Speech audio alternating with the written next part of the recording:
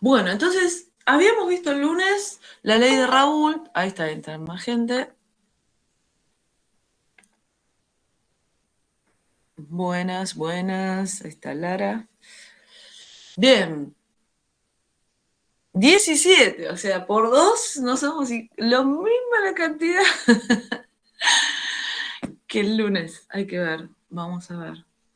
Bueno, a ver, estábamos en la presentación.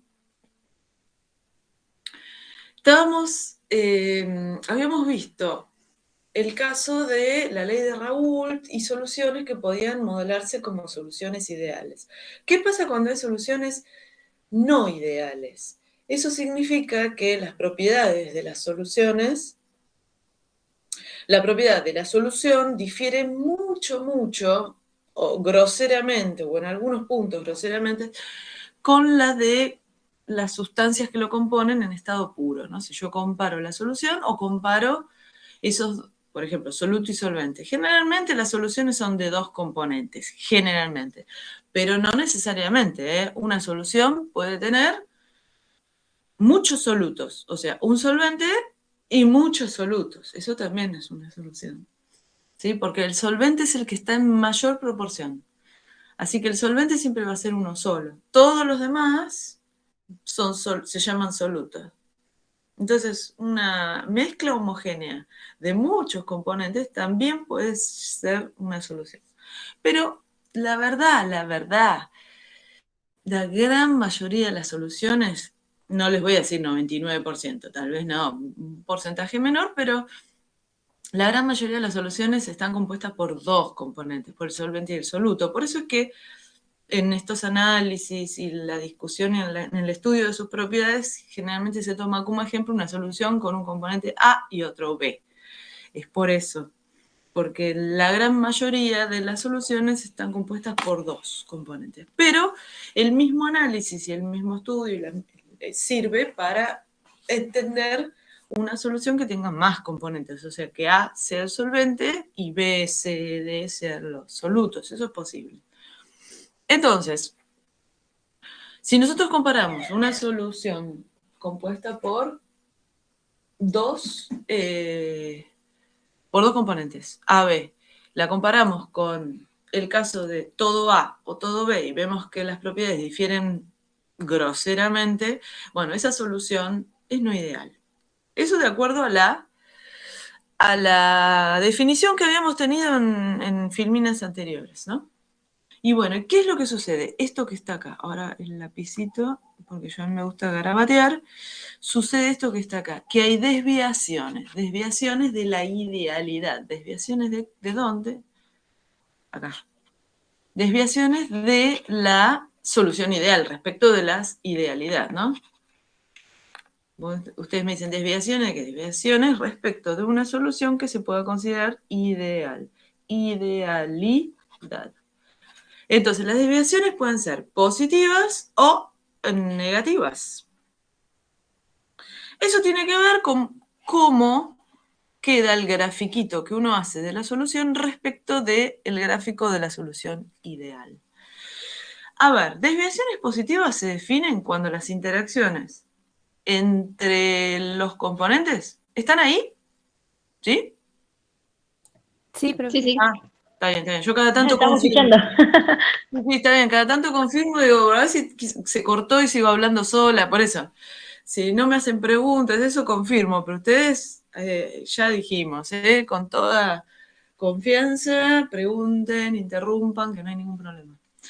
Entonces, lo que les decía es que cuando las interacciones entre los componentes, las interacciones, digamos, cruzadas, AB, son menores que las interacciones que hay entre AA o BB, ¿sí? Entre ellos, y además esto que lo dijimos antes, bueno, ahí va a haber desviaciones positivas, o sea, son menores. Si A y B interaccionan menos, ¿ven? Si son menores, interaccionan menos que con un compañero del mismo estilo, que A con A o B con B. Ahí son interacciones positivas. Las negativas son cuando ocurre lo contrario. Cuando las interacciones entre ellos, A y B, son mayores que si estuviesen solos, ¿no? A con A y B con B. Esto es lo que da, este es el origen de las desviaciones a la idealidad, ¿no? O sea, estamos hablando de que las interacciones entre ellos, entre A y B, las cruzadas, van a diferir. Empezamos ya desde el vamos. Van a diferir de las que son AA o BB, ¿sí? Porque eso es lo que sucedía en una solución ideal. Bueno, pero si son mayores o menores, las desviaciones son, bueno, negativas si son mayores o menores si son positivas. Cuando las interacciones entre A y B son similares, o sea, el caso de que A y B, las interacciones sean similares a A con A o B con B, ahí estábamos ante el caso de una solución ideal. Esta sería la idealidad, ¿está bien? Entonces, cuando nos desviamos de esta situación de que las interacciones son similares entre sí, estamos ante una solución no ideal. Así se llama, solución no ideal. Y estos son los grafiquitos. Ahora voy a decir lo del delta H. Estos son los grafiquitos, ¿no? Porque teníamos el componente, ahora voy a borrar el círculo ese que me tapa justo. Acá. Este era el grafiquito que teníamos. Fíjense, bueno, acá está, como está, este dibujito está ampliado, se pixeleó un poco, y lo que debería ser una recta, que son la roja. Ah, hay alguien que quiere entrar. Hay alguien que quiere entrar y yo necesito salir de acá. Nine, ahí no. Bueno, mantener. A ver. Aquí está, Lucía. Buenas, buenas. Bien. Volvemos a la presentación, pero era una anterior. Esta es la que estábamos garabateando. Bien, entonces dijimos, esto que se ve medio pixeleado es porque el dibujito está agrandado en el Power, pero por ejemplo, ven, esta recta debería ser una recta, la roja, la azul y la negra en ambos casos, porque las soluciones ideales, ¿sí?, muestran gráficos como los que vimos en las filminas anteriores, donde estas son rectas, porque estas rectas corresponden a la ley de Raoult, que es una recta, y la roja y la azul. La negra corresponde a la ley de Dalton, que también es una recta. Bueno, cuando hay desviaciones positivas o negativas, desviaciones a la idealidad, ¿ven? En vez de ser una recta, empieza a ser una cosa medio curvada, como esta línea de puntos, la roja, la azul y la negra. Justamente las desviaciones positivas dan desviaciones hacia arriba de la recta, ¿ven? Todas estas cosas bombé aparecen por encima de las curvas ideales. Y las desviaciones negativas dan todas estas curvas por debajo de las curvas que deberían ser las que le corresponde a la solución si fuera ideal. Pero como la solución es no ideal, las desviaciones son, en el caso este, negativas por debajo. ¿Entienden? Y si ustedes se acuerdan, habíamos hablado de esta magnitud muy por encima. ¿Hicieron la guía de termodinámica? Perdón que lo vuelva a preguntar, pero ayer me quedé pensando con eso. ¿No vieron el tema termodinámica todavía? No, todavía no. Es el que sigue, El profe. que sigue. Creo que sí, tal Bueno, cual. Esta magnitud delta H, que era la entalpía, la diferencia, ¿se acuerdan que yo les expliqué? Delta significa diferencia. Delta. Y H es una magnitud termodinámica, que lo van a ver en la guía que viene, y que se llama entalpía. Es una energía, es una forma de la energía, que no tiene un significado físico directo, o sea, no podemos decir, es la energía de, no. Solamente adquiere significado físico la entalpía cuando la presión es constante, pero eso lo van a ver en la guía que venga. Entonces, esta magnitud de termodinámica se usa cuando uno estudia soluciones para distinguir si una solución se está comportando como ideal o como no ideal. Cuando el delta H, entonces, de la disolución, bueno, disolución o solución, ¿se acuerdan que eran sinónimos? Es cero, la solución se comporta como ideal. Cuando es mayor a cero, las desviaciones son positivas, y cuando es menor a cero, las desviaciones son negativas. Bien, y aquí tenemos entonces un mini resumen que dice: fuerzas de interacción soluto-solvente, que era la A y el B. A siempre por convención, A siempre va para el solvente y B para el soluto, acuérdense. Dice, fuerzas de interacción soluto-solvente, ¿sí? Pueden ser menores o mayores, que era lo que vimos acá. Que las fuerzas de interacción solvente-solvente o soluto-soluto, ¿está? Entonces esta filmina tiene bastante información, que es todo lo que vimos, y ahora vamos a desglosar un poquito esta información en las que vienen, las vemos un poco más rápido, ¿sí? Esto es un gráfico de la temperatura en función de la composición, ¿sí? Y esto es un gráfico real, ven que está sacado de un libro medio pixeleado porque está agrandado, pero es un gráfico real que le corresponde al sistema agua-etanol, ¿sí?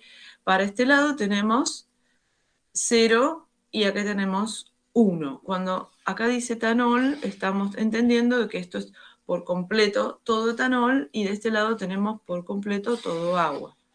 En el medio tenemos todas las posibilidades donde el etanol va creciendo en composición, tenemos todas las soluciones posibles. Y este gráfico está hecho, a diferencia de la filmina anterior, a presión constante. Los anteriores eran a temperatura constante. Es el mismo gráfico que el anterior, pero hecho a presión constante. Entonces, así estemos con una solución ideal, lo que eran rectas se transforman en curvas cuando uno trabaja a presión constante y grafica la temperatura en función de la composición. Más aún si tenemos soluciones no ideales. Estos gráficos nos permiten, a través de los segmentos que se forman entre... Ay, perdí el lapicito, acá está. Los segmentos estos, que nosotros podemos trazar entre ambas curvas, ¿se acuerdan que una era la del vapor y otra, bueno, una la del vapor y la del líquido, ¿no? Esta es la del líquido y esta es la del vapor. ¿Por qué? Porque esto eran curvas de equilibrio, ¿sí? Que me decían en qué momento algo que está en forma de vapor en esta zona del gráfico o en forma de líquido en esta parte del gráfico por acá abajo, y por acá abajo tengo vapor, por acá toda esta parte corresponde a la fase vapor, toda esta fase corresponde... Toda esta parte corresponde a la fase líquida y aquí en el medio tenemos una zona donde tenemos equilibrio líquido-vapor. Estas son las curvas que delimitan donde hay una fase, dos fases. Acá hay una sola fase vapor, una sola fase líquida. Y aquí tenemos dos fases, líquido y vapor. Estos segmentos que nosotros podemos trazar entre las curvas nos dan la composición, ¿ven?, del vapor cuando interceptamos con esta curva o con el líquido cuando interceptamos con esta curva. Estas dos composiciones son la composición del vapor y la composición del líquido para una solución que se encuentre, que tenga composición general en el medio de este segmento. ¿Ven? Aquí. Entonces, esta sería la composición de la solución cuando nosotros la preparamos. Una vez que llega al equilibrio, a esta temperatura, se me fue el lapicito, acá está, a esta temperatura, que está marcando acá en el gráfico, yo planteo el segmento que une estas dos curvas y obtengo directamente la composición del vapor y la composición del líquido de esta solución, ¿sí?, de esta composición a esta temperatura. Lo mismo se puede hacer para cualquier otra composición a otra temperatura, ¿sí? Porque tenemos otra composición, sería esta, una composición general, ¿sí? Póngale a una temperatura más baja, a esta temperatura, entre agua y etanol, este es el gráfico, ¿no? Entonces, ¿qué hago? Trazo el segmento, ¿sí? Saco este punto, y estas dos van a ser las composiciones del líquido y del vapor para esta otra solución. Así que estos gráficos nos dan información sobre las composiciones a las distintas temperaturas de la fase vapor y líquido en equilibrio para una solución, en principio, en todo el rango de su composición.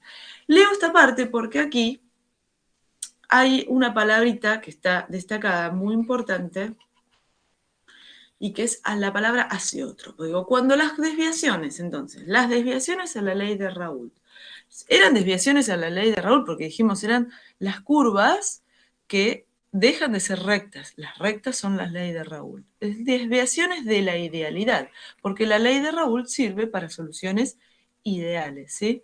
O sea, de la idealidad y de la ley de Raoult. Vamos a agregar al garabateo.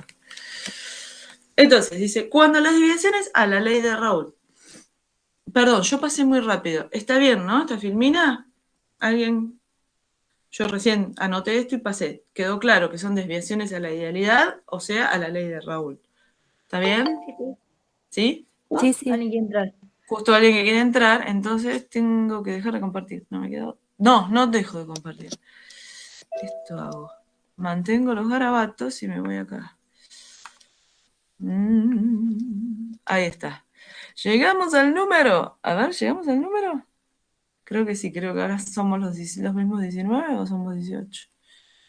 No somos 18 porque alguien se cayó, me parece. No, porque había alguien que tenía que ir al médico. Nos pidió que le grabamos la clase. Está bien, perfecto. Fue 19. Bien, número mágico. Bien, estábamos acá agarrando y me voy a esta. Entonces decíamos, cuando las desviaciones a la ley de Raoult son muy grandes, se forman lo que llamamos azeótropos.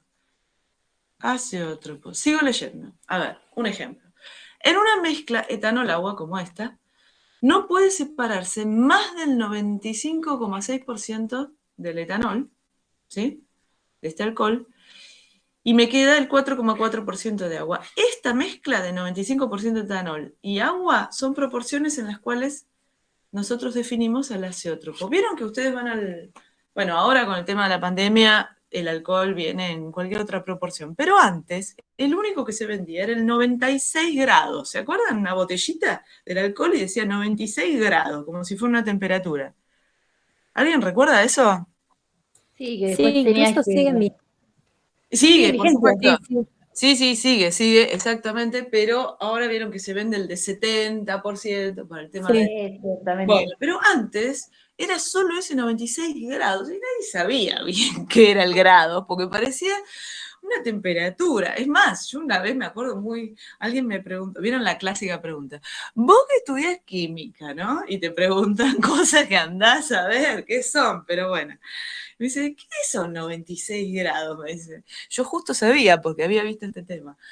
Entonces me dice, ¿qué son 96 grados? La temperatura, me dice, de la llama, cuando lo prendes fuego. Vieron que para los panqueques a veces se hace el flambé, ¿no? Que uno tira, ¿y qué hace? Tira un poco de alcohol, es eso, y le prende fuego. Me dice, la temperatura de la llama, claro, se prestaba a confusión en 96 grados. Bueno, no es una temperatura, no es nada, es la proporción que hay de alcohol y agua. ¿Sí? Es el porcentaje, es la composición de la solución que queda. Es una solución a la que no se la puede separar. No se le puede cambiar esa concentración. Se puede concentrar en alcohol más por destilación, ¿no? Como vimos antes, pero al 96%, ¡pum!, se llega, porque en ese momento bueno, yo lo digo, pero no sé si, a ver, lo leo de acá primero. Las divisiones, entonces, a la ley de Raoult son positivas porque las interacciones etanol-agua son menores que las interacciones agua-agua. Entonces se forma un azeótropo de temperatura de ebullición mínima. Eso lo voy a decir en la filmina siguiente. Pero lo que les quería decir del azeótropo es que el azeótropo es una solución que se comporta como un componente puro. Eso es la característica del azeótropo. Por eso, o sea, nosotros sabemos que no. Por ejemplo, cuando vamos y compramos el alcohol al 96 grados, el famoso 96 grados, que sabemos que es el 95,6%, bueno, 96, póngale. El nombre comercial es 96, pero es 95,6. Sabemos que son dos componentes. Pero si nosotros usamos esa solución y le medimos las propiedades corresponden a la de, se comporta como si eso fuera un solvente otro, ¿no? Como si estuviera puro. No se comporta como una solución. Y hoy vamos a ver algunas propiedades de la solución. Entonces, lo dejo titilando porque ahora les digo qué es lo que pasa. Por eso cuando uno destila dos componentes que tienen capacidad de formar azeótropo, una vez que uno llega a la composición del azeótropo, el azeótropo ya, como se comporta como un componente puro, sale del aparato de ebullición como así entero. Uno no puede quitar el solvente del soluto, ¿sí? Entonces, se llama así, azeótropo o mezcla azeotrópica, ¿sí? Y esto es lo que corresponde. Fíjense, estos gráficos son los que nos indican la composición del azeótropo. Cuando una solución era ideal, en los gráficos de temperatura en función de composición, o sea, a presión constante, son todos estos gráficos, dijimos que las rectas que se observaban a temperatura constante, ahora a presión constante se curvan de esta manera. Este es el gráfico de una solución ideal, ¿no? Donde tenemos las dos curvas, las del líquido y la del vapor. En estas son las que uno plantea los segmentos, ¿no? Para obtener, bueno, este segmento me salió medio torcido, pero tiene que ser paralelo al eje. Las distintas composiciones del líquido y del vapor, porque estas son las curvas de equilibrio. Perfecto. Por supuesto, arriba tenemos vapor, abajo tenemos líquido. Cuando hay desviaciones positivas, ¿sí? Positivas a la ley de Raoult, vamos a tener un azeótropo de mínima, ¿ven? Con temperatura de ebullición mínima, aquí. Y cuando tenemos desviaciones negativas, vamos a tener un azeótropo de temperatura de ebullición máxima. ¿Sí? Esto es lo que nos ocurre. Nos ocurre que una de las curvas, ¿no? Se forma lo que se llaman orejas en estos gráficos, las orejas, las famosas orejas. Aquí tenemos vapor, aquí tenemos líquido, aquí tenemos líquido más vapor. Líquido más vapor, las dos fases. Vapor, líquido, líquido más vapor, líquido más vapor. ¿Sí? Y esta concentración, ven, aquí, a esta concentración, que por ejemplo en este caso es un caso cualquiera, es una concentración un poquito más del 50%, ¿sí? En el equilibrio, ven, la composición del líquido y el vapor es la misma. No hay segmento posible para trazar acá. ¿Sí? ¿Alguien que quiera entrar? A ver, vale. Mantengo los garabatos, me voy para aquí. Pilar. Muy bien. Buenas, buenas. Ah, ahora tenemos el número mágico 19. Bien, estábamos acá. Entonces, lo mismo pasa con el azeótropo de temperatura de ebullición máxima. ¿Ven? Aquí no hay, justo para esa composición no hay segmento posible para trazar. Hay segmento para cualquier otra composición que esté dentro de las orejas. Uno puede trazar segmentos, bárbaro. Pero cuando estamos a esta composición, que es la del azeótropo, ¿sí? No hay segmento posible. ¿Por qué? Porque la composición del líquido y el vapor son las mismas, son exactamente estas. Y es la misma que... bueno, la composición del líquido y el vapor es la misma. Por eso es que se comporta como un componente puro, ¿ven? No hay distintas composiciones del líquido y del vapor. ¿Se dan cuenta? Para una solución cualquiera sucede... ¿Dónde está el lapicito? Sucede esto, de que para una solución, por ejemplo, esta era porque este segmento que tracé acá correspondía al punto medio, ¿sí? Porque el segmento se traza sobre el punto. Para una composición... Bueno, me salió chanfleado, pero debería ser derecho esto, ¿sí? Para esta composición general de la solución tenemos esta composición del vapor y esta del líquido. O sea, en el líquido y en el vapor hay distintas concentraciones. ¿Se dan cuenta? En el azeótropo no. No. En el azeótropo el líquido y el vapor tienen exactamente esta composición. Entonces, por eso es que se comporta como un componente puro. Les leo esto rápidamente que dice: la mezcla líquida de composición definida única entre dos o más compuestos que hierve a temperatura constante y que se comporta como si estuviese formada por un solo componente es la del azeótropo, por lo que al hervir su fase de vapor tendrá la misma composición que su fase líquida. Bueno, lo que acabamos de decir está escrito a modo de resumen para que quede... Sí, se puede leer. ¿Alguna duda usted? Yo asumo de que si no me frenan, no hay dudas, ¿eh? Así que, boom, sigo adelante. Bien, entonces, resumen. Soluciones ideales, sus componentes cumplen la ley de Raoult. Esta era la ley, acá está. Esta era la ley de Raoult. Decía que la presión de vapor del componente en la mezcla era igual a la fracción molar multiplicado por la presión de vapor del componente cuando está puro, el cerito era puro. Y esto era el delta H, la magnitud termodinámica, la energía de la que hablamos, ¿sí? Que tiene que ser igual a 0. El delta H de la disolución o de la solución, son sinónimos, es igual a 0 cuando tenemos una solución ideal. Porque las interacciones soluto-soluto y solvente-solvente son similares a las interacciones cruzadas. Bien, otra de las características que cumplen las soluciones ideales es que la diferencia de volumen es 0. O sea, que las moléculas de soluto y de solvente tienen estructura y tamaños similares. La diferencia acá se refiere a si comparamos el volumen que ocupan las dos cosas mezcladas, por eso dice delta V de solución. Las dos cosas mezcladas respecto de las dos cosas sin mezclar, ¿no? Si sumamos los volúmenes de las cosas sin mezclar, nos da un valor. Cuando las mezclamos, vemos que el volumen es exactamente el mismo que si las sumáramos. Eso significa que si las separamos y las ponemos juntas, una no se altera por la presencia de la otra. Por eso la diferencia de volumen es 0. Eso ocurre con las soluciones ideales. Pero créanme que las soluciones que no son ideales, y que son la mayoría, cuando uno junta los componentes, el volumen cambia. Porque se acomodan las moléculas, ¿entienden? De acuerdo a las interacciones.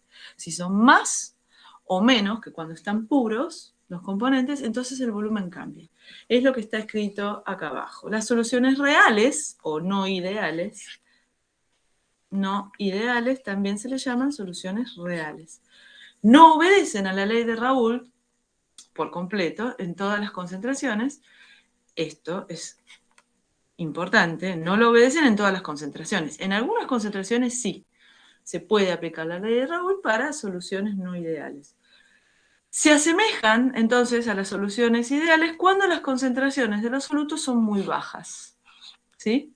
Por ejemplo, si tenemos no electrolitos, tenemos que estar hablando de concentraciones menores a 0,1 mol por litro. Y si tenemos concentraciones de electrolitos, necesitamos una concentración menor. ¿Alguien se da cuenta por qué esto? ¿Por qué esta diferencia para electrolitos y no electrolitos? ¿Qué son electrolitos? Eso iba a preguntar. Ah, creí que lo habían visto. ¿No vieron? No, no me acuerdo, por eso pregunto si capaz el resto sí, yo. Bueno, un soluto, igual hoy lo vamos a ver bien. Un soluto puede ser electrolito o no electrolito. Estas son las... Un soluto electrolito es cuando yo lo disuelvo en un solvente y me produce especies cargadas. Por ejemplo, una sal, cloruro de sodio. Yo la pongo en agua y la sal se va a disolver dándome cationes sodio y aniones cloruro. ¿Entienden?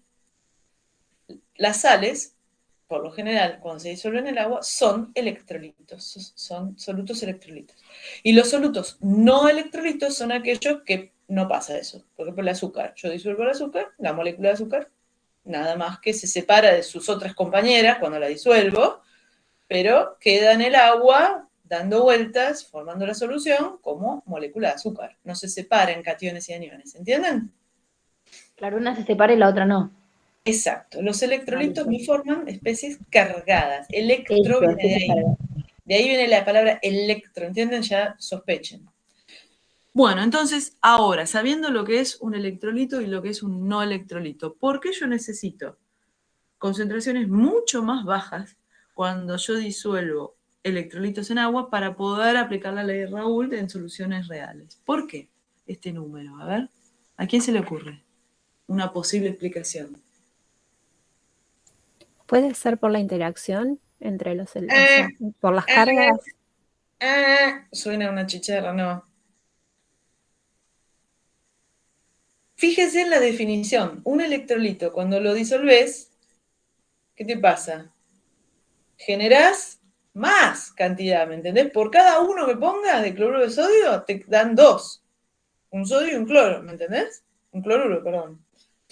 Claro, sería porque empieza a disociar en el agua o en el Claro, porque soluto. los electrolitos cuando se disuelven, es como que estás metiendo más de lo que vos calculaste, del doble, el triple, ¿entendés? Claro, por la ¿Verdad? disociación. Claro, por la disociación. Entonces, si vas a necesitar cantidades bajas y ese electrolito, tenés que buscar una muy, muy baja, porque sabés que cuando la vas a disolver, te va a aumentar. ¿Me entendés? Sí, sí. ¿Queda claro? Bien. Eso era. Seguimos. Entonces, a ver, hay otra característica más. Entonces, esto ya la sabemos. Esto es un test de prueba para seguir adelante. Se explique la diferencia entre los siguientes términos. El B lo podemos responder fácilmente. ¿Qué es una solución ideal y una no ideal? Ya lo vimos recién. Pero me queda la parte A. ¿Qué es una solución saturada y una solución insaturada? ¿Alguien sabe lo que significa eso? Cuando tiene más cantidad de soluto que el solvente puede aguantar, sería saturada. Saturada es exactamente el máximo, no tiene más. Ah, Está bien por donde rumbeaste, pero justamente una solución saturada es cuando tiene la cantidad máxima de soluto que el solvente puede aguantar, como vos dijiste. Y las insaturadas son soluciones que tienen menos cantidad y que admitirían mucho más soluto. Todo esto nos va a servir ahora, me fui para atrás, para lo que viene. Otra definición importante, soluto volátil, soluto no volátil. ¿Alguien recuerda lo que es esto? Cri, cri, cri. Bueno, si el soluto tiene capacidad de pasar a la fase vapor o no, si tiene presión de vapor o no. Ah, bien. Por ejemplo, un soluto volátil sería el etanol. Si agarramos agua y le mandamos etanol, teníamos en la solución, ¿no? Etanol, agua. El etanol, en menor cantidad que el agua, sería el soluto volátil. ¿Está bien? Volátil. En cambio, si al agua le ponemos cloruro de sodio, como dijimos antes, opa, además de que el cloruro de sodio es un electrolito, acá puse solvente, soluto, ¿sí? ST. El cloruro de sodio sería un soluto no volátil, porque el cloruro de sodio sólido no tiene una presión de vapor apreciable. ¿Está bien?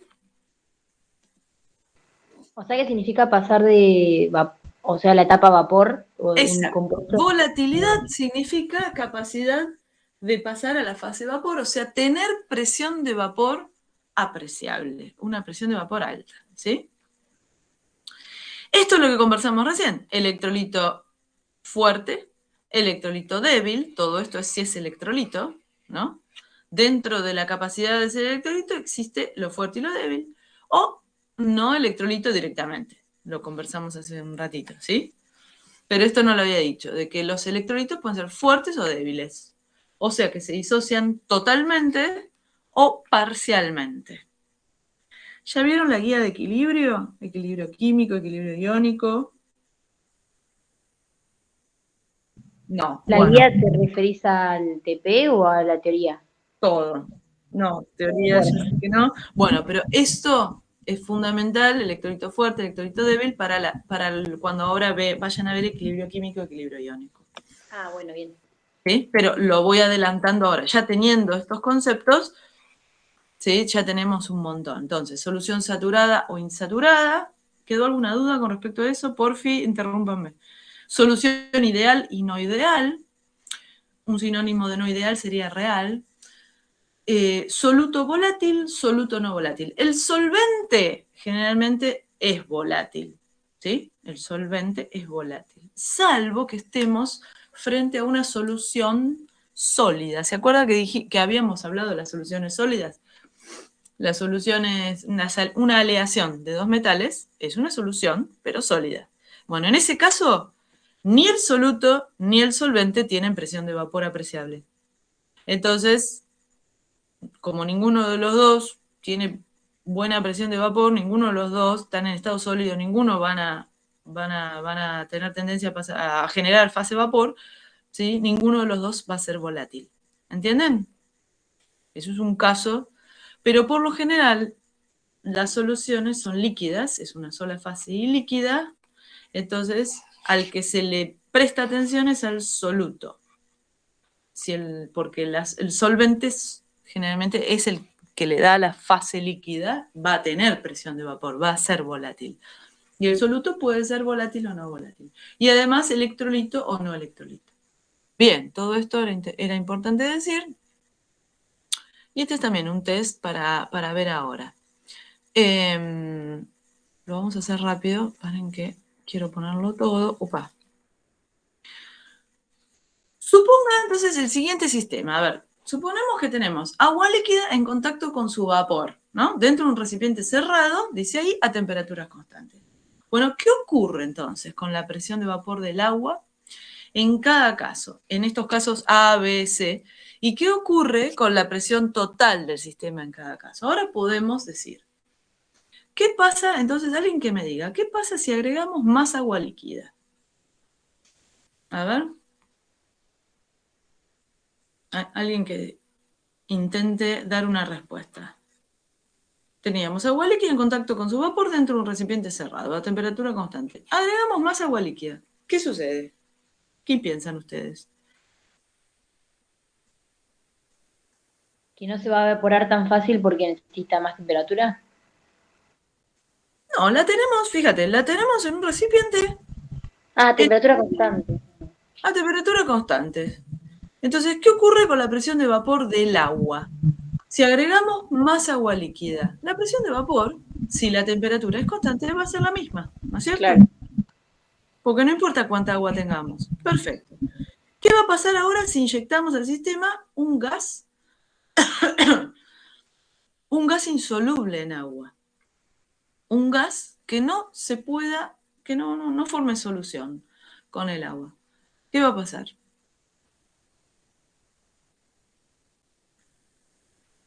La temperatura sigue siendo constante, por lo tanto, como el agua no cambió, el gas no entró al agua, ¿sí? La presión de vapor del agua va a ser la misma.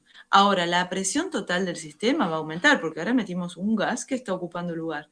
¿Entienden? Queda como fuera del líquido, ¿no? Dentro del Claro, vaso. insoluble, exacto. ¿Qué pasa si agregamos otro líquido, un líquido cualquiera, un X, que sí se mezcle con agua, miscible con agua, y que tenga presión de vapor, pero que sea menor a la del agua? Bueno, metimos otro líquido, y fíjense, el último caso es el mismo caso, pero la presión de vapor es mayor a la del agua. O sea, este líquido está funcionando como soluto, porque si se está mezclando con agua, este líquido es un soluto. Un soluto que es volátil, ¿sí? Porque tiene presión de vapor, pero menor que la del agua o mayor que la del agua. Bueno, esto va a alterar la presión de vapor del sistema, ¿sí? Porque ahora la presión de vapor de este líquido se va a mezclar con la presión de vapor del agua. O sea, dejamos de tener agua pura. Acá tenemos una solución. Y para este caso vamos a necesitar, si esto lo consideramos una solución ideal, la ley de Raoult para averiguar la presión de vapor de cada uno de los componentes. Y Dalton para ver la presión total del sistema. ¿Sí? ¿Queda claro? ¿Puedo seguir adelante? Y esto lo dejo para que lo sigan pensando, ¿eh? Y sí, pueden seguir preguntando cualquier cosa. ¿Sigo adelante o hay alguna duda, algo que digan, a ver, de vuelta? La parte puede ser de la presión, o sea, de lo que estabas hablando al final del C y el D. Medio Sí. que me perdí. O sea, entonces, Si agrego un soluto, yo estoy agregando un soluto ahora, entonces formé una solución, ya no tengo agua pura. Estoy comparando entonces en el C y el D las sustancias puras con las soluciones. Yo antes tenía una sustancia pura y ahora tengo una solución. Porque estoy agregando otro líquido que funciona como soluto. Porque claro, se no es mezcla. fácil. Claro. Lo que pasa es que en el caso C, ese soluto tendría una presión de vapor menor que la que tiene el agua, y en el caso D, una presión de vapor mayor. Bueno, no importa en realidad, esto va a alterar la presión total del sistema, porque ahora... Ahora sí la altera. Ah, Y claro, porque ahora aporta lo que tenía el agua más lo del nuevo. ¿Entendés? claro. Porque aquí abajo vamos a tener soluto y solvente. ¿Entendés? Sí, ahora sí, gracias. Perfecto. Entonces, bueno, ¿y cómo la altera en cada caso? Lo dirá Raoult, ¿sí? La ley de Raoult.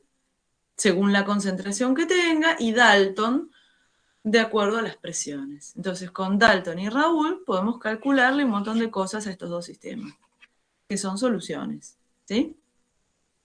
Joya, sigo adelante. Otras preguntas. ¿Cuáles de las siguientes mezclas usted esperaría que formen una solución? ¿Y en qué caso sería una solución ideal? ¿Sí? Porque las interacciones tendrían que ser parecidas. Fíjense, tenemos hexano y octano. Este es el hexano. Ahí. Hexano y octano. ¿Ven? Haciendo una solución entre hexano y octano, ¿qué les parece? Pues estas dos moléculas, ¿no? O sea, si yo agarro muchos hexanos, muchos octanos y los mezclo, ¿podrían formar una solución? ¿O serían totalmente inmiscibles? ¿Cómo nos podemos dar cuenta de eso simplemente mirando la Mirándolas, ecuación? son parecidas. Y yo les digo son parecidas, porque fíjense que Ah, son bien. muy similares. Lo único que el octano tiene 2 carbonos más. ¿Se acuerdan que yo les había dicho, estos son los carbonos, los Sí. del medio, y los blancos son los hidrógenos? Miro. Este tiene 6 carbonos, por eso se llama hexano el nombre. Este tiene 8 carbonos, por eso se llama octano. ¿Sí? Y solamente está compuesto por carbono e hidrógeno. Ambos son similares. Estas dos van a formar una solución y muy probablemente ideal, porque son muy parecidas las interacciones que va a haber entre estos dos, porque son muy parecidas las moléculas. Entonces vamos a esperar que las interacciones sean parecidas.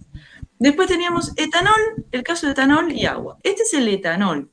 Y el agua la conocemos. El agua, no voy a dibujar, bueno, la dibujo, pero ¿sí? Acá chiquitita. Este sería el oxígeno y los dos chiquititos que puse acá, hidrógeno. El etanol y el agua, ven que no son muy parecidas. Entonces, se van a mezclar, sí, pero no van a dar una solución ideal. Pero lo vimos antes, formaba un azeótropo, ¿sí? Porque hay mucha diferencia, muy chiquita, ¿ven? La del agua comparada a la del etanol. El etanol tiene un oxígeno, que es el rojo, y 3 carbonos. ¿Los ven? Esto parecería... Sí, este es... Y el agua ni siquiera tiene carbonos. ¿Sí? Así que estas dos se van a mezclar, pero la verdad que la solución va a ser real, mientras que esta vamos a esperar que sea ideal. ¿Y qué pasa en el tercer caso? Octanol, que sería esta molécula, y agua. Ya nos zarpamos con la cantidad de carbono. ¿Ven? Ya le pusimos 1, 2, 3, 4, 5, 6, 7, 8. Este es un oxígeno y los blancos siempre son hidrógenos. Entonces, entre el octanol y el agua no vamos ni siquiera a esperar que haya una solución, porque son tan diferentes. Van a tener diferentes polaridades, ¿sí? La polaridad en una molécula, esto lo vieron ya en las propiedades, el momento bipolar, Sí. ¿lo vieron? Bien, entonces ustedes saben que el agua es una molécula polar, tiene momento dipolar permanente, ¿sí? Es una molécula polar que va a disolver muy bien a las cosas cargadas y a las cosas polares. Ahora hay que recordar también que cuando una molécula tiene pocos oxígenos, que sería el átomo uno de los más electronegativos que tenemos en la tabla periódica, o sea, después del flúor y el nitrógeno, el oxígeno es bastante electronegativo. Entonces, moléculas que tengan poco oxígeno y al contrario tengan mucho carbono, el carbono y el hidrógeno tienen electronegatividades, ¿se acuerdan? Lo han visto tal vez en la tabla periódica, muy similares. Por lo tanto, los enlaces carbono-hidrógeno son enlaces no polares, porque no hay casi diferencia de electronegatividades. ¿Sí? Estos son enlaces carbono-hidrógeno, este es un enlace carbono-carbono, carbono-hidrógeno. Entonces, toda esta molécula está formada por enlaces no polares. Por lo tanto, el hexano es en general no polar.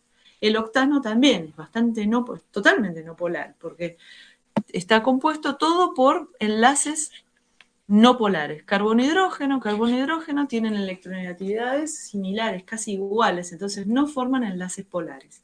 Y si tenemos una molécula conformada por solamente enlaces polares, por ejemplo, no polares, perdón, la molécula termina siendo no polar. ¿Sí? El octanol tiene algo diferente porque tiene un oxígeno, uno solo, pero tiene tantos carbonos, tantos enlaces no polares, que por más que tenga un solo oxígeno, bueno, la polaridad del octanol no es demasiado alta. Es muy similar la del octanol a la del octano, porque ven que son más parecidos el octanol al octano que el octanol al agua. ¿Sí? El octanol tiene un poquito de polaridad, si lo comparamos con el octano, por la presencia del oxígeno y de este enlace polar, el OH, pero no es mucha porque tiene muchos carbonos, ¿sí? Entonces, esta sería la respuesta para esta pregunta. ¿Queda claro? ¿Sí? Hicimos también un repaso como de los temas anteriores. Claro. ¿Sí? Profe, ¿puedo hacer una Sí, consulta antes de que sigamos con... Decime. El tema de cuando se hacían los... eran de las soluciones no ideales. Perdón, que la pregunta pregunta no, como que se cortó, decime. Los acióticos eran parte de las soluciones no ideales. Exacto. Las soluciones no ideales listo. pueden, no siempre, cuando las desviaciones son muy zarpadas, ahí se genera, dan origen a aciótropo. Pero puede haber una solución no ideal, o sea, con cierto grado de desviaciones que no sea para tanto, para formar azeótropo, pero que tampoco alcance para decir que es ideal, ¿me entendés? Entonces las soluciones no ideales a veces forman azeótropos, a veces no, solamente cuando las desviaciones son muy, muy grandes. Sí. Bueno, perfecto, gracias. Seguimos entonces, teniendo en cuenta estas propiedades, tengo que cambiar de power. Bueno, voy a mantener por las dudas que voy a meterme con este otro. Seguimos adelante con esto. Y nos enfocamos un poco ahora en los solutos, las características comunes entre estos solutos. A ver, fíjense, si miramos este, ¿qué características les parece que hay entre estos,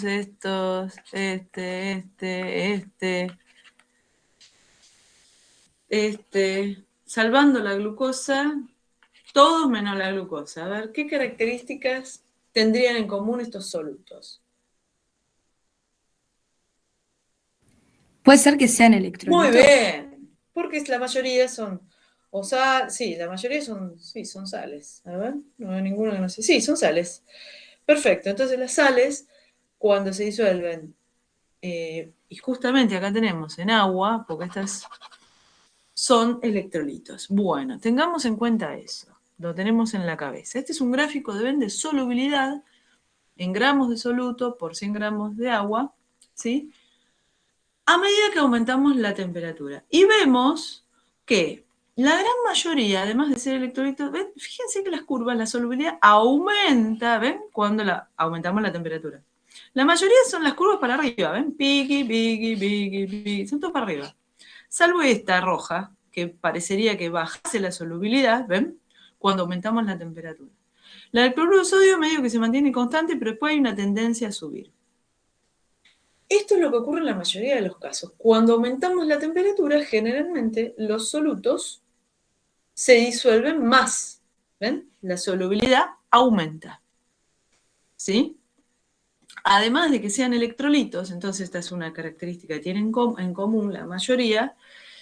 Si incluimos a la glucosa ahora, vemos que, salvo para este que está acá abajo, la solubilidad aumenta cuando aumenta la temperatura. O sea, podemos solubilizar más gramos de soluto, ¿sí?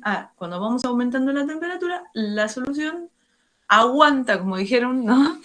Más, le podemos incorporar más soluto, aumenta la solubilidad, ¿sí?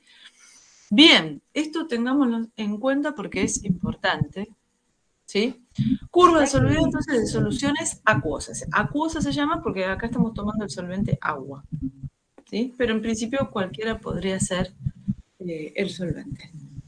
Bien, esto, Filmina, decime. O sea que se forman más electrolitos en el agua cuando se aumenta la temperatura, o sea, se liberan más. ¿O estoy entendiendo mal? No, esta curva es una curva de solubilidad. Esta curva te dice cuántos gramos de soluto hay por cada 100 gramos de agua. A medida que aumentas la temperatura, te dice que vos podrías poner más gramos de soluto en agua. ¿Entendés? Pero obviamente, al tener más gramos de soluto, siempre vas a tener más disociación, porque ahora tenés más moléculas. Pero en realidad lo que esta curva te está diciendo es que a medida que aumentas la temperatura, podés poner más gramos de soluto. ¿Entendés? Por ejemplo, a 80 grados, estás acá, con el bromuro de potasio, ¿no? A 80 grados, ¿ves? La solubilidad está entre 80 y 100, ¿no? Acá. Voy a cambiar de color. Mi plumita, acá.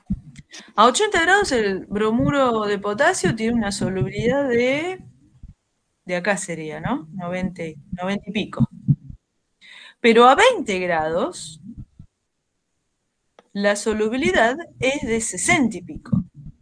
¿Qué es este 60? Son los gramos de soluto. Yo puedo poner 60 y pico de gramos máximo por cada 100 gramos de agua a 20 grados. A 80 grados puedo poner casi 90 gramos, ¿me entendés? Sí. Eso es lo que significa. Ah, Y por entonces- supuesto, si puedes poner más gramos de soluto, vas a tener más disociación, claro. Pero te deja poner más. A mayores temperaturas, el agua, que sería el solvente, ¿sí?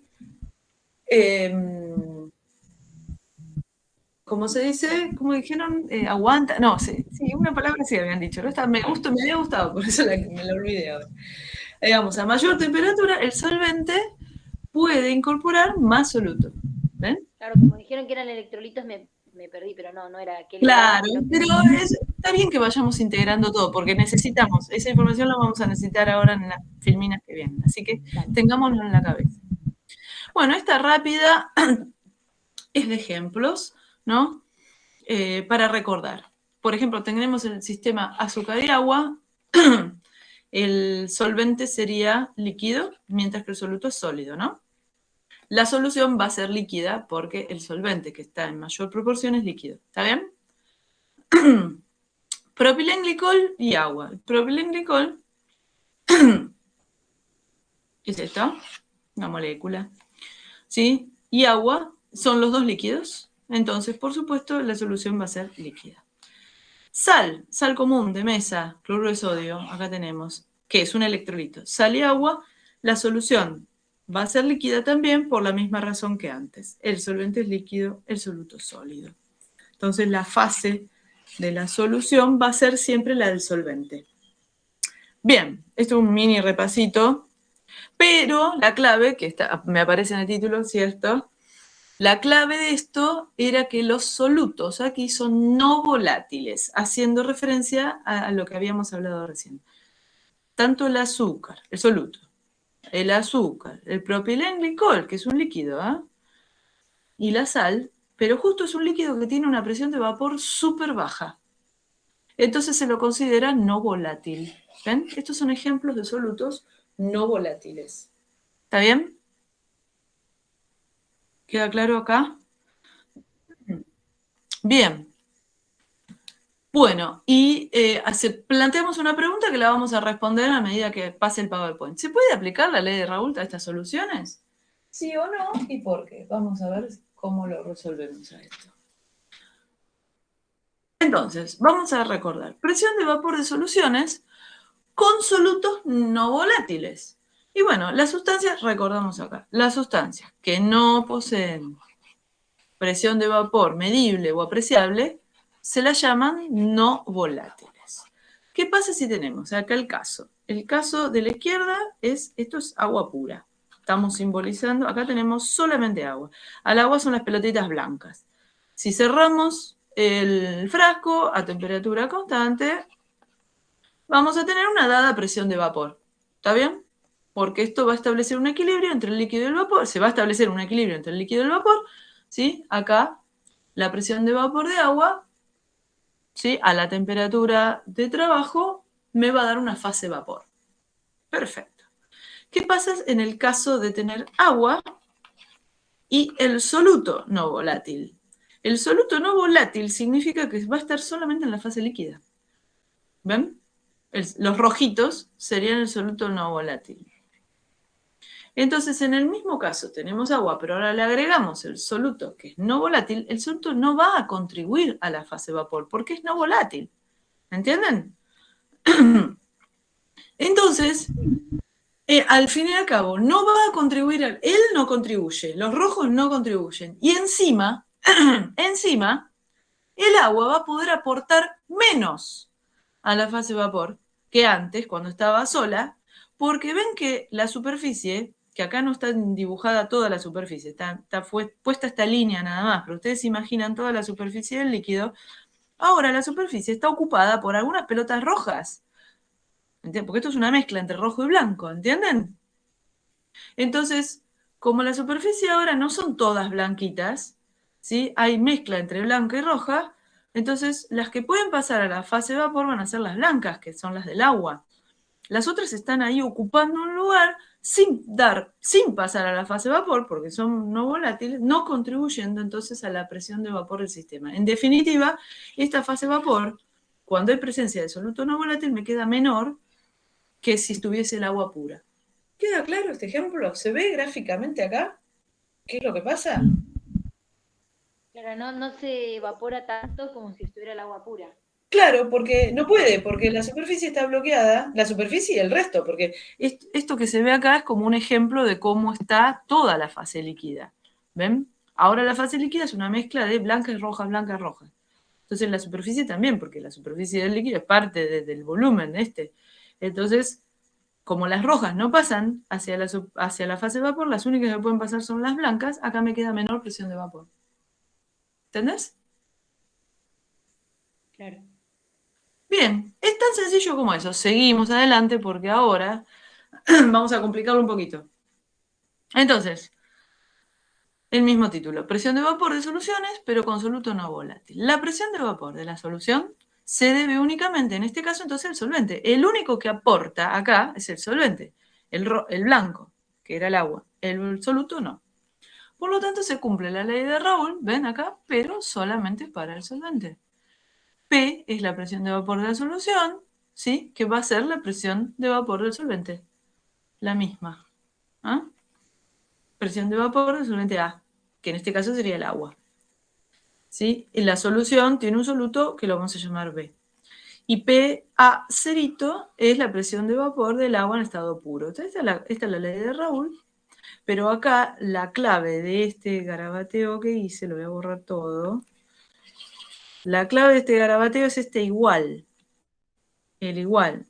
Que cuando hay un soluto no volátil, la presión de vapor del solvente es igual a la presión de vapor de la solución. Entonces, acá abajo, ¿qué dice? La presión de vapor de una solución acuosa con un soluto no volátil va a ser menor que la presión de vapor del agua pura. Justamente porque el solvente puro sí es totalmente volátil, pero cuando le agregamos un soluto no volátil disminuimos esa volatilidad que tendría si estuviese puro el solvente. ¿Entienden? O sea, no es mucho más que la filmina anterior, pero si queda claro el concepto, sigo adelante. ¿Está bien? ¿Sigo? ¿Están? Sí, sí, perfecto. Oye. Bueno, otra pregunta que nos va a llevar ahora a un gran debate. A ver, ¿dónde le parece? Ya dijimos, ¿no? ¿Dónde es mayor la presión de vapor? ¿En el lado de la izquierda, donde tenemos el agua pura, o el lado de la derecha, donde tenemos agua y soluto? Acá ya sabemos, de este lado es mayor la presión de vapor. Además vemos la flechita. Bueno, pero pónganle que nosotros, a ver si me lo tengo. Pónganle que nosotros lo encerramos todo esto dentro de un recipiente, estamos representando todo este dibujo acá, un recipiente cerrado, esto es una tapa, la manija de la tapa es esta, no es un agujero. Lo cerramos bien hermético, ¿no? Y acá le sacamos la tapa, acá lo abrimos, ¿ven? Abrimos estos dos frascos, los metemos abiertos dentro de un recipiente cerrado. Como acá hay más presión de vapor, el agua empieza a pasar para arriba, y se establece un equilibrio entre estas dos fases líquidas y una única fase vapor compartida. ¿Entienden? ¿Y qué pasa? El agua dice, ups, el agua vapor que se encuentra acá en el vapor. Cuando se acerca, voy a borrar los garabateos. El agua, pónganle, un agua vapor que salió de acá, ¿no? Anda por ahí. Y ahora, como los equilibrios ustedes saben que son dinámicos, hay condensación y evaporación a la vez, ¿no? De repente esta moleculita se acerca a la superficie de este otro tacho que está abierto acá, y acá ve, no se condice, ¿entienden? La presión de vapor de donde venía que a donde va. Y acá dice, ¡epa! Acá falta gente acá en la presión de vapor, falta gente. Entonces agarra y se solubiliza. Porque dice, acá hay menos, ¿ven? Aguas juntas que de este lado, se solubiliza. Lo mismo le pasa a otra que sale por acá, anda dando vueltas, ¿no? En una presión de vapor compartida, pero cuando se acerca a esta solución, se vuelve a condensar porque dice, no puede ser, yo salí de acá y acá estoy encontrando una situación donde faltan aguas, ¿no? Porque los rojos no están haciendo que el agua no sea pura, ¿no? Y yo vengo de un lugar donde es puro todo esto. Lo mismo le pasa a una molécula de agua que sale de acá. La molécula de agua que salió, ¿no? Si va volando y llega a esta superficie, ve que son todas aguas, se siente en lo mejor, en su casa, ¿no? Entonces, está todo bien. Cuando la misma pega la vuelta y vuelve acá, probó lo que era estar en su casa y dice, ops, no, mejor me solubilizo porque a esta solución que tiene solutos, le están faltando moléculas de agua para que sea como el lugar de donde yo vengo, que es agua pura. En definitiva, a ver, todo esto que estoy diciendo con palabras así muy poco riguroso, termina de esta manera. Todo el recipiente con agua pura termina solubilizándose, pasándose al tarro de la solución. Esto es lo que nos pasa. Los dejábamos abiertos, ¿sí? Y a uno con agua pura y el otro con una solución, el recipiente del agua pura se vacía de a poco con este proceso de ir pasando a la fase de vapor y más, solubilizándose en la solución. Y el volumen de acá creció al doble, porque va a ser el volumen que había acá más el que estaba, este vaso rebalsa, ¿sí? Pero pasa todo a un mismo vaso. Decime. No, porque pensando en esto, entonces en el vaso 1 queda poco y en el vaso 2 como no pueden salir, o sea, la presión de vapor es menor, pues como que queda atrapada el agua y no vuelve a salir, ¿no? Como exactamente, claro, en esa queda y del otro lado empieza a emitir el agua, ¿entendés? Vapor que vuelve a atraparse acá. Exactamente, la solución trabaja como un atrapador de moléculas solventes y el vaso del agua pura se vacía por completo, se pasa al otro. Termina pasando. Era indiscriminado, era como elige a qué vaso pasarse, claro, no puede salir con suficiente facilidad del segundo. Claro. Exactamente, entonces en balance, como te sale más del otro, termina pasando. ¿Te das cuenta? Bueno, esto es una de las propiedades de las soluciones, ¿sí? Que adquieren. Entonces, vamos a ponerlo en términos un poco más rigurosos, después de haber visto ese ejemplo. Las propiedades de las soluciones se clasifican en dos grandes grupos. A ver, el grupo de las propiedades constitutivas, que son las propiedades clásicas de una solución, por ejemplo, la viscosidad. ¿Qué viscosidad tiene tu solución? Tanto. ¿Qué densidad tiene tu solución? ¿Qué conductividad eléctrica tiene? Bla, bla, son propias características, ¿no? De las soluciones. Dependen de la naturaleza de las partículas disueltas. Esas se llaman propiedades constitutivas. Constitutivas, lo dice la palabra, que constituyen, ¿sí?, la entidad de esa solución. Pero también existen las propiedades coligativas o colectivas, que son propias de las soluciones. Y estas propiedades no dependen de la naturaleza de las partículas, sino dependen del número de partículas, solamente del número de las partículas que estén disueltas. Pueden ser moléculas, pueden ser átomos, pueden ser iones. O sea, dependen del número de partículas disueltas en una cantidad fija del solvente y no de la naturaleza de las partículas. Esta definición, esto es pregunta de parcial, de final, esto es, acuérdenselo a pleno. Las propiedades coligativas son propiedades de las soluciones que no dependen de la naturaleza de las partículas, sino del número de partículas. Y la que vimos recién es una de las propiedades coligativas y se llama ósmosis, eso que vimos recién. Esto, lo del frasco. Y esto que vimos recién de las temperaturas, bueno, a ver, lo vamos a ver mejor ahora. Son propiedades coligativas. Las propiedades coligativas, lo que tenemos, la ventaja es que son poquitas, son 4. Y son estas que están acá. O sea, son propiedades físicas de las soluciones que dependen únicamente, ¿dónde está el lapicito? Acá, de la cantidad de moléculas o iones o partículas, digamos, disueltas y no dependen de la identidad química, no dependen de la naturaleza del soluto. Son estas. El descenso de la presión de vapor, primera propiedad coligativa. Aumento de la temperatura de ebullición, vamos a ver una por una. Disminución de la temperatura de congelamiento, ¿dónde está? Y presión osmótica.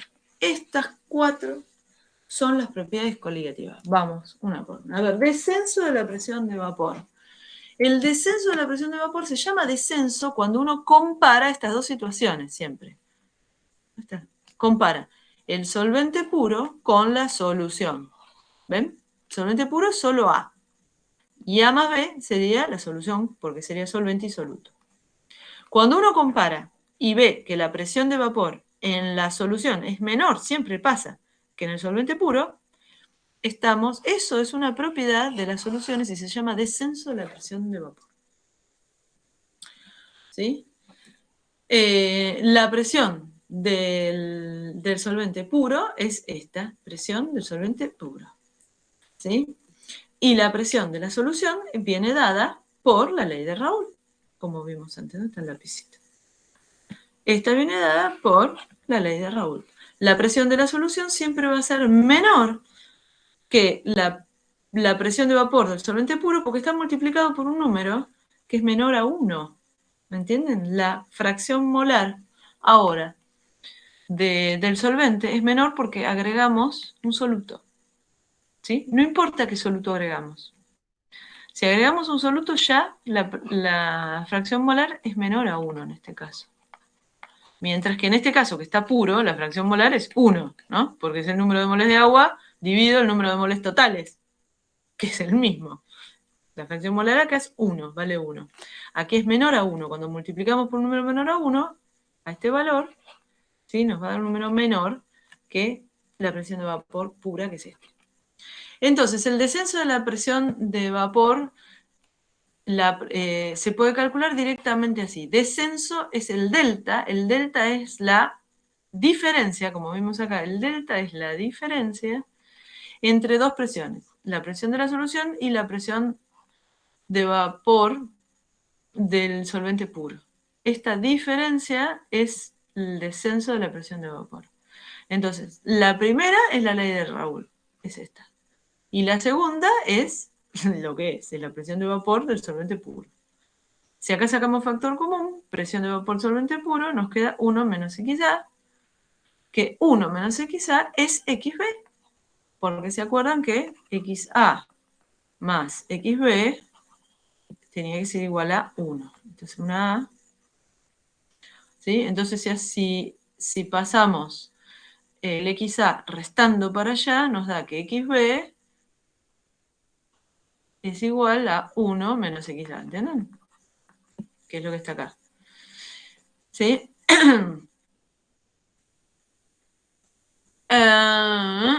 Y hay un menos en realidad acá. ¿Sí? Porque sacamos factor común y acá hay un menos. Este menos existe solo para que el número que nos dé acá como descenso de la presión de vapor sea siempre positivo. ¿Sí? Perfecto. Bueno, estos gráficos hablaban de que la presión de vapor aumenta con la temperatura, ¿sí?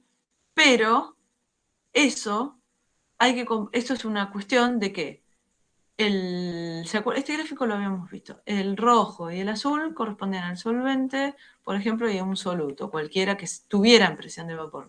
La presión de vapor de la solución siempre va a estar comprendida entre ambas presiones de vapor, ¿sí? Y siempre va a ser entonces menor, como está acá, no importa la temperatura que trabajemos, pero ven, por ejemplo, a esta temperatura, la presión de vapor de la solución es menor que la del solvente. ¿Ven? Siempre la curva verde va a estar por debajo de la roja, que era la del solvente. Bien, sigo adelante. Entonces, recuerden que depende solo de las partículas del soluto. El efecto, entonces, del descenso de la presión de vapor, ¿sí?, también tiene consecuencias en las temperaturas de ebullición y de fusión. Cuando tenemos esta parte, este gráfico es idéntico al anterior. Al anterior, a este. Pasa que está a este. Es presión en función de la temperatura. Aumentamos la temperatura y vemos, ¿sí?, que tanto el solvente como la solución aumentan su presión de vapor, pero siempre para una dada temperatura fija, la presión de vapor de la solución va a ser menor, ¿ven?, que la del solvente. Esto mismo está, por ejemplo, a T0. A T0 tenemos presión de vapor de la solución menor que la presión de vapor del solvente puro. Entonces, esta diferencia de presiones es el delta P, la disminución de la presión de vapor por haber incluido un soluto. ¿Sí? La temperatura de ebullición es la que vamos a comparar. En vez de comparar un segmento a temperatura constante, vamos a tirar un segmento a presión constante. Por ejemplo, a 760 milímetros de mercurio, el solvente puro hierve a T0. Pero si le metemos soluto, como hay que aumentar mucho más ahora la temperatura para que hierva, ¿sí? Tengo que interceptar la curva de la solución, me va a dar una diferencia de temperaturas de ebullición, ¿ven?, que es igual a este segmento. O sea, a T, a la temperatura T, va a ebullir, ¿sí?, mi solución respecto del solvente. El solvente ebulle a una temperatura menor. ¿Sí? Este es el grafiquito, el mismo.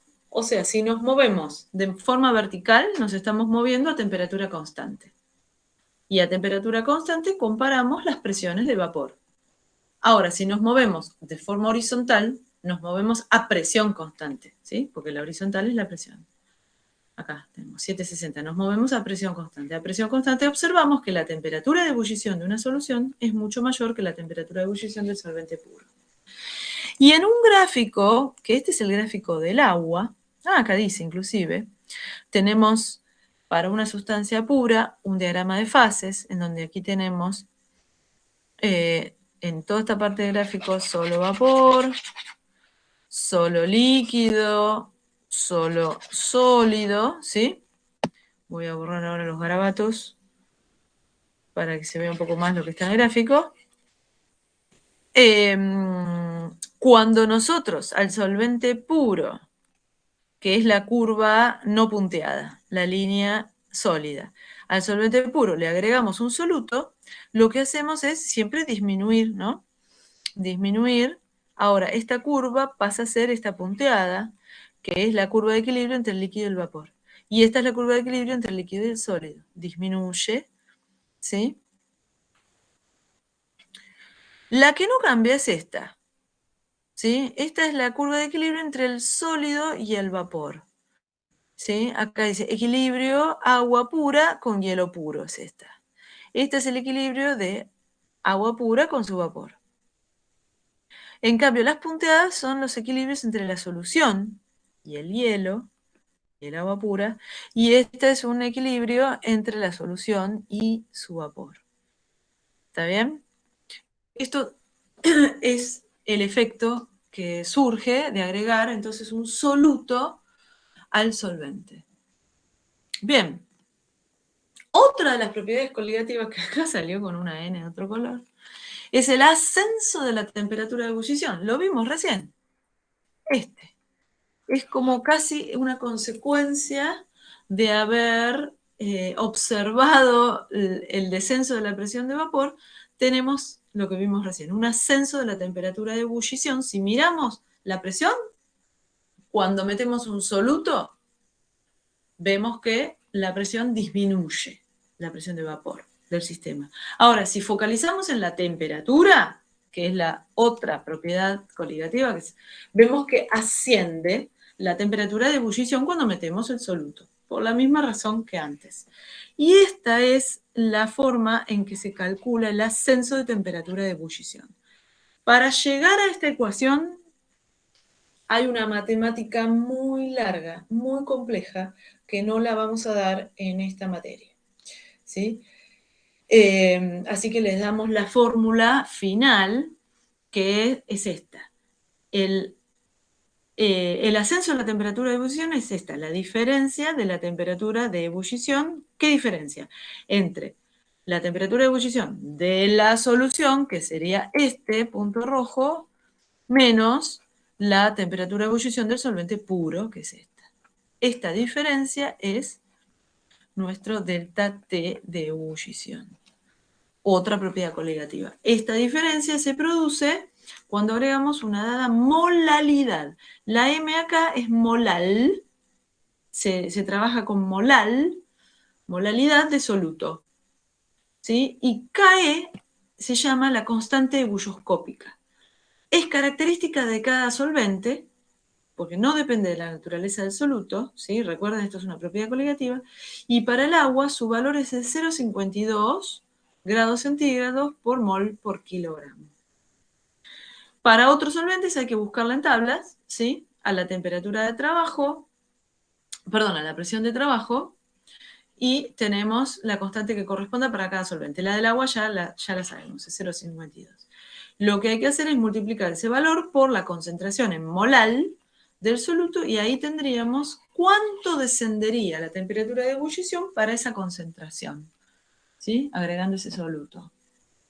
Otra de las propiedades coligativas es el descenso de la temperatura de congelamiento. También la fórmula es muy parecida, se calcula de la misma manera, delta T de fusión, ¿sí? O de congelamiento, es la diferencia de la temperatura de fusión de la solución respecto de la del solvente puro. Y se calcula como una constante crioscópica por la molalidad de la solución. Las constantes crioscópicas son también características del solvente, y para el agua vale 1,86 grados centígrados por mol por kilogramo. Entonces la ponemos acá, lo multiplicamos por la molalidad del soluto y tenemos cuánto disminuiría la temperatura de congelamiento, ¿sí? Comparando la solución con el solvente puro.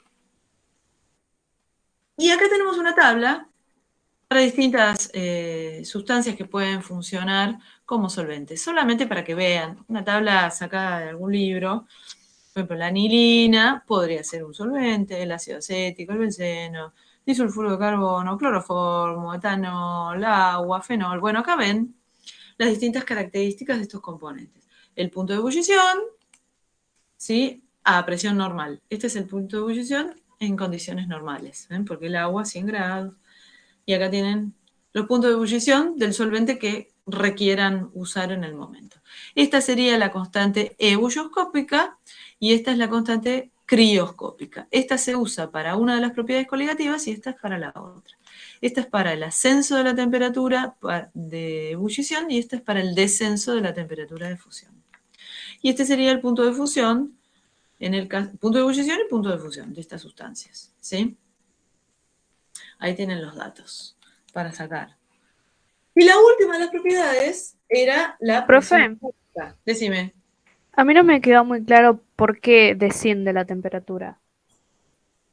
¿Por qué desciende la temperatura de fusión? A ver. Volvemos aquí, a este grafiquito. Es esta parte del gráfico, porque ven que esta curva, si yo hago un zoom acá, es esto. ¿Ven? Acá tienen el líquido puro. ¿Ves mi cursor? ¿Lo ves mover o no? No, pero veo No. las líneas. Pará, te pongo la flecha. ¿Lo ves ahora? Sí, ahora sí. Este es el solvente puro. Y esta es la solución. O sea, esta parte del gráfico es esto. Cualquier lugar de este gráfico, ¿ves? Acá tenés el agua pura y acá tenés la solución. ¿Ves? Siempre que agregues un soluto, tu curva disminuye. ¿Ves? Y acá ocurren estas dos cosas que vimos recién. Estoy haciendo un resumen, ¿eh? Ocurre que la presión de vapor disminuye porque lo miramos a temperatura constante y la temperatura de ebullición aumenta. Acá queda claro, ¿no? Estas dos propiedades coligativas, las dos flechas, son cada una una propiedad coligativa. Disminución de la presión de vapor a temperatura constante, ¿ves? Tenés el solvente puro respecto de la solución. Disminuye la presión de vapor. Y a presión constante tenés aumento de la temperatura de ebullición. El solvente puro respecto de la solución. Acá, esta flechita. ¿Está bien? Sí. Bien.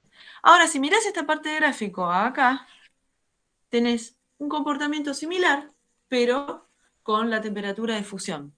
Esta es el agua pura, ¿sí? La línea sólida. Y la línea punteada sería el equilibrio de la solución con el sólido, con el hielo, que es el solvente, que se separa como hielo. El soluto, que cuando disminuye la solubilidad y se separa como sólido, es insoluble en el sólido del solvente. O sea, nos quedan tres fases. Si precipita tu soluto, cuando tenés una solución que enfrías, parte del solvente va a congelarse, ¿no? Como agua. Entonces ahí tendrías el equilibrio, este punteado de la solución con el hielo, ¿me entendés? O sea, a ver, recapitulo. La línea sólida sería el equilibrio entre el agua pura y el hielo puro, ¿está bien? Pero si a eso le metés, al agua líquida le metés soluto, vas a tener ahora la línea punteada que vas a tener. Ahora el agua no va a estar puro, va a ser una solución, que es la línea punteada, pero el sólido sí te quedó puro, porque cuando le metiste el soluto se mezcló con el agua nada más, no con el agua, con el hielo, ¿me entendés? Sí, sí, ¿Hasta ahí ahora vamos? sí. Sí. Bien, entonces si vos comparás a temperatura constante, voy a borrar sí, el globo este. Si vos comparás a temperatura constante, por ejemplo acá,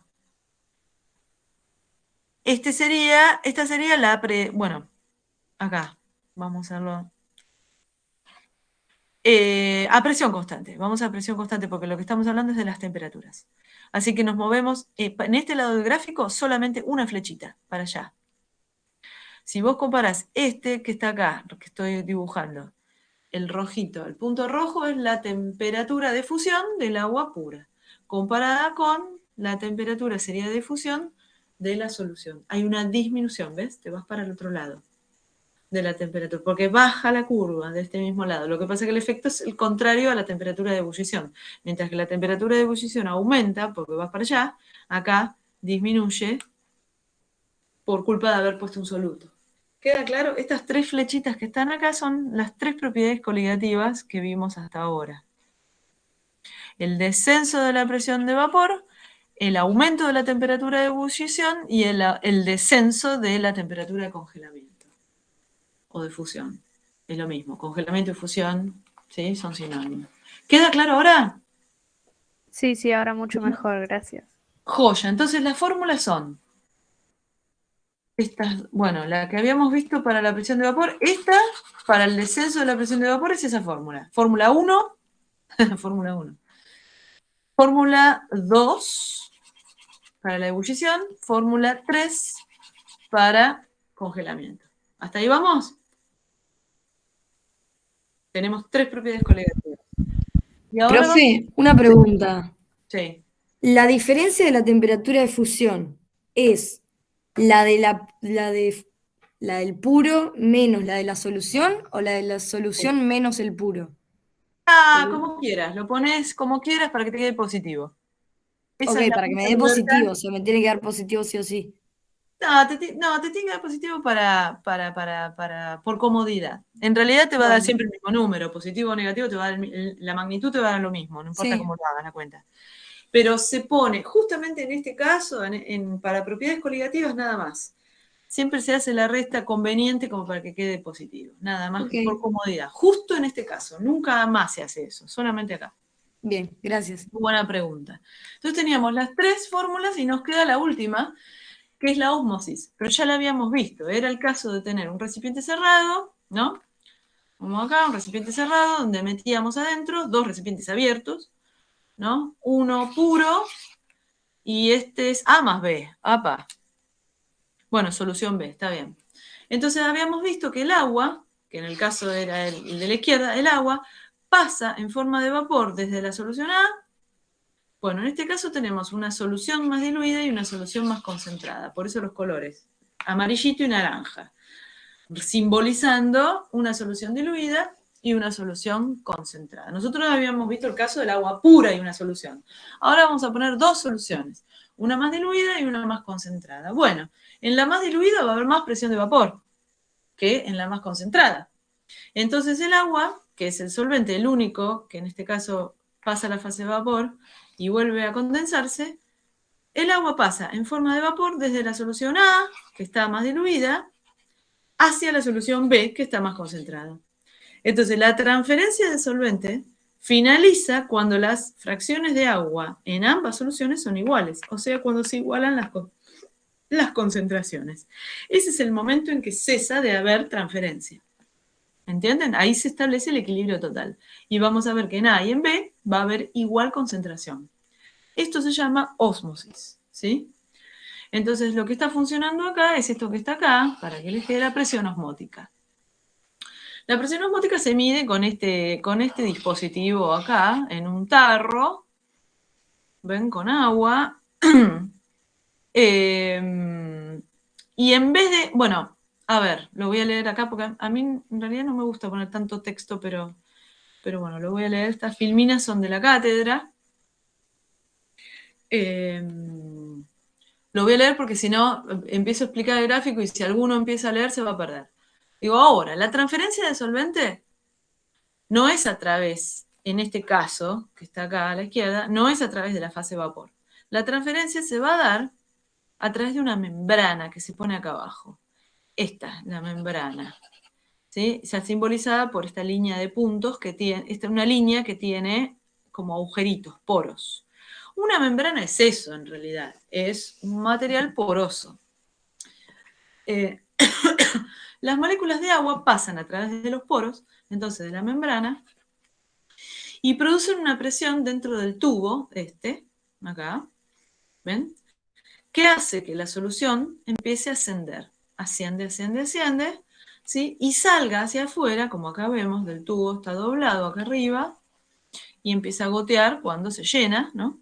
Y sale hacia afuera. Después de un tiempo, la solución dentro del tubo se hace más diluida, y el agua el agua pura de afuera, digamos, se convierte en una solución, porque esto goteó y trajo lo que tenía la solución.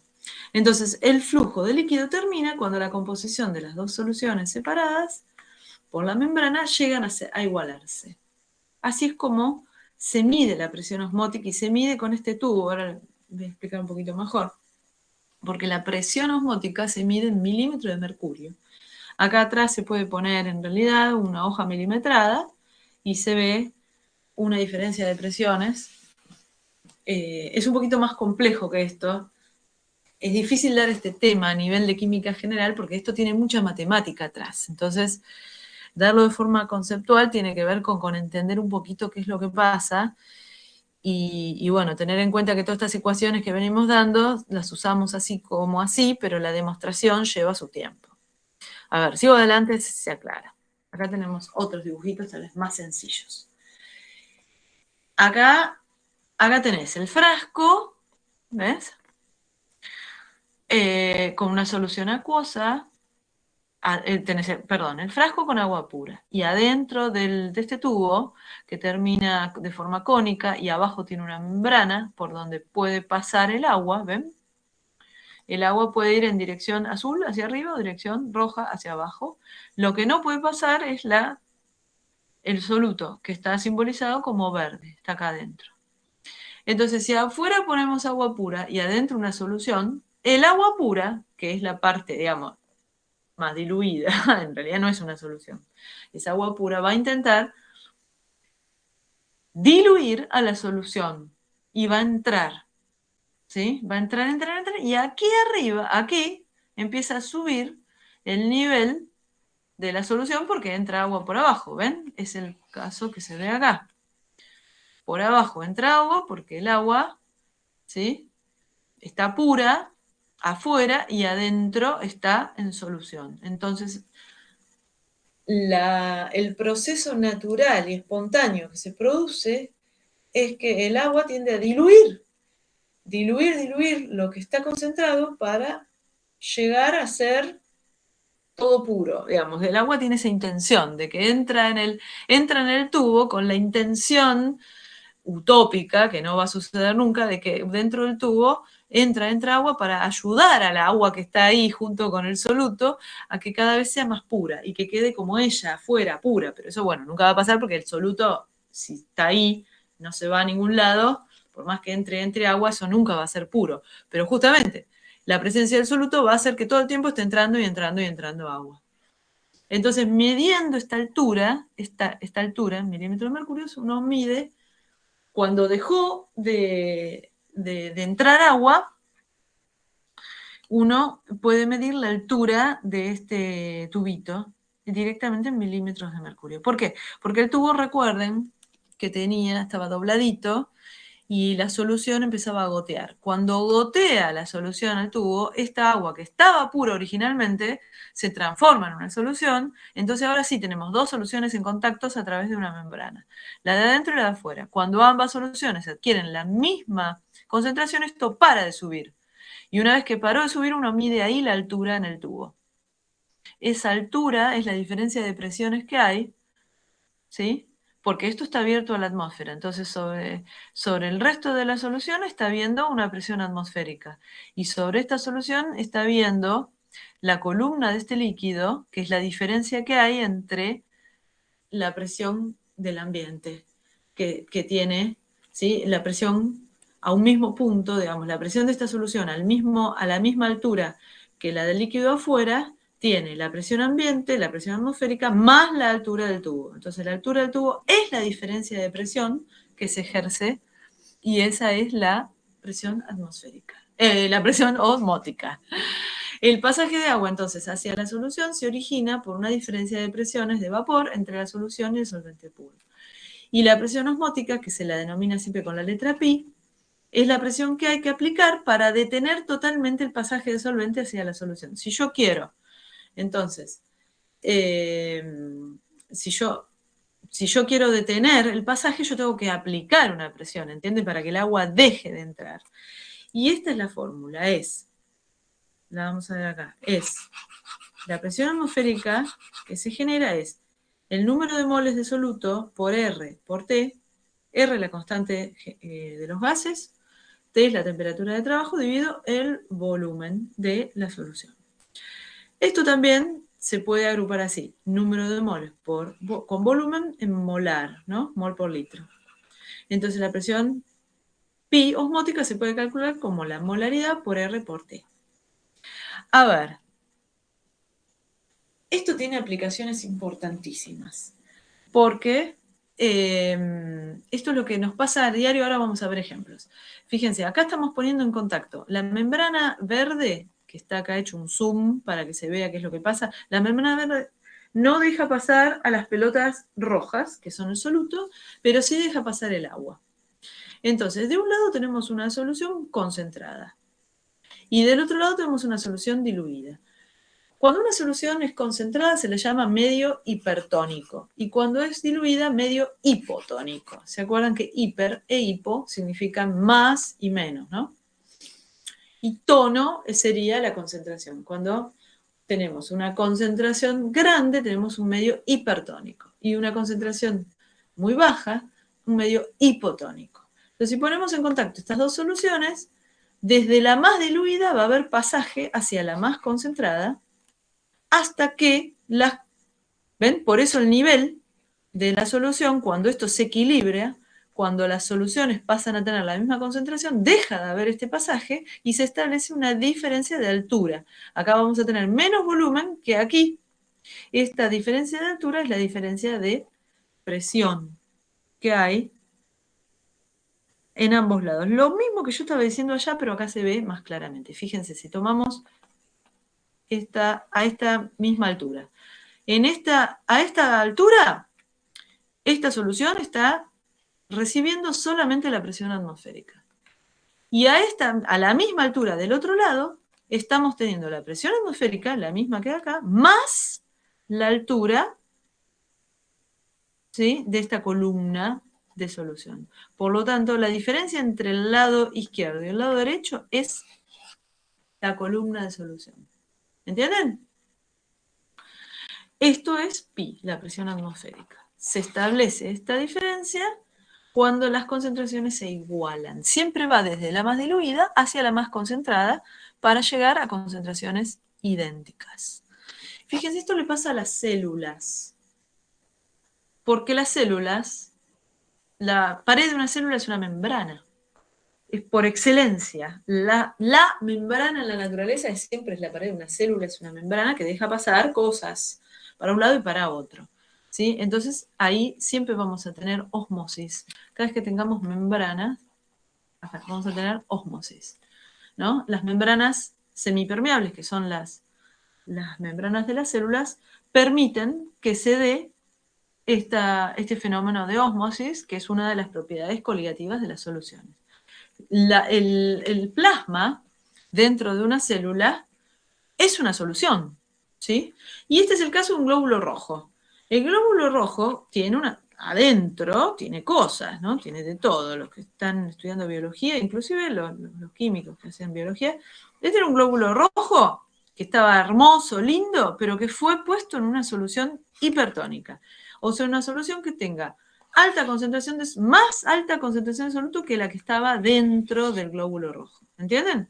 Entonces el agua de la diluida sale hacia afuera a tratar de diluir la concentración que está afuera. ¿Y qué se produce? Se produce la plasmólisis. El plasma se hace torta dentro y la célula se deshidrata. Esto es lo que nos pasa cuando nos metemos al mar. ¿Nunca vieron que se meten al mar un montón de tiempo y los dedos de las manos se le arrugan?